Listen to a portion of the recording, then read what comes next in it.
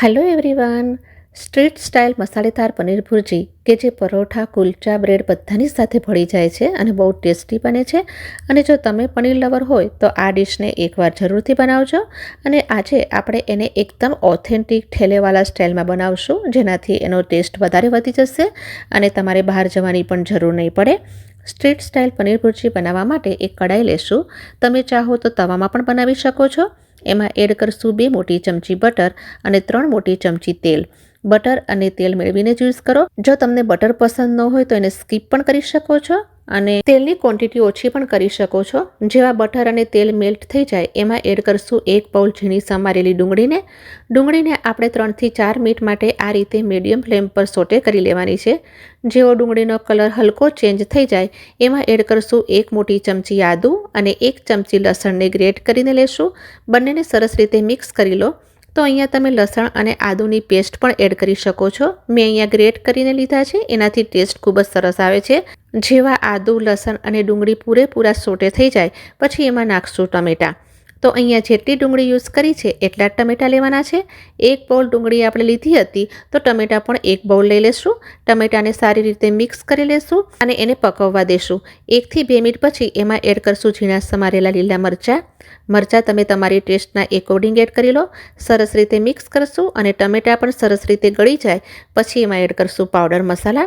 તો અહીંયા બધી જ વસ્તુ સરસ રીતે સોટે થઈ ગઈ છે. તો એડ કરશું અડધી ચમચી હળદરનો પાવડર, 1 થી 1.5 ચમચી લાલ મરચાંનો પાવડર. હું અહીંયા કાશ્મીરી લાલ મરચાંનો પાવડર યુઝ કરી રહી છું, જે તીખાશમાં ઓછો હોય છે. 1 ચમચી ધાણાનો પાવડર નાખશું, અડધી ચમચી શેકેલા જીરાનો પાવડર નાખશું. એની સાથે જ 1 મોટી ચમચી પાવભાજીનો મસાલો એડ કરશું અને અડધી ચમચી કિચન કિંગનો મસાલો અથવા તો ગરમ મસાલો પણ તમે યુઝ કરી શકો છો. મેળવી લેશું આ બધા જ મસાલાને એકદમ સરસ રીતે મિક્સ કરી લેવાના છે અને લગભગ 3 મિનિટ સુધી સાંતળશું. અને મસાલા બળે નહીં એના માટે થોડું પાણી પણ આમાં એડ કરી લેશું. તો અહીંયા મેં 2 થી 3 મોટી ચમચી પાણી એડ કર્યું છે અને મસાલાને હાઈ ફ્લેમ પર સાંતળી લેશું. મસાલા એકદમ સરસ રીતે સંતળાઈ ગયા છે. ફ્લેવરની સાથે તેલ પણ રિલીઝ થઈ ગયું છે. તો આ સ્ટેજ પર 2 ચમચી શેકેલા ચણાનો લોટ એડ કરશું. શેકેલા ચણાનો લોટ આમાં બહુ સરસ ટેસ્ટ લઈને આવે છે અને ગ્રેવીને બાઇન્ડ કરીને રાખે છે. થોડીક આમાં કોથમીર નાખશું અને એને સરસ રીતે મિક્સ કરી લેશું. મેળવી લીધા પછી બેસનને પણ પકવી લેશું મસાલાની સાથે. જ્યારે બેસન અને મસાલા બધું સરસ રીતે મિક્સ થઈ જશે પછી આપણે એમાં એડ કરશું પાણી અને એની એક તરી બનાવશું, એટલે કે ગ્રેવી. તો હું અહીંયા 1 કપ પાણી એડ કરી દઈશ અને તરત જ સ્વાદના અનુસાર મીઠું પણ એડ કરી લેશું. મેં અહીંયા 1 કપ પાણી એડ કર્યું છે. પાણી તમે તમારા હિસાબે વધારે કે ઓછું કરી શકો છો.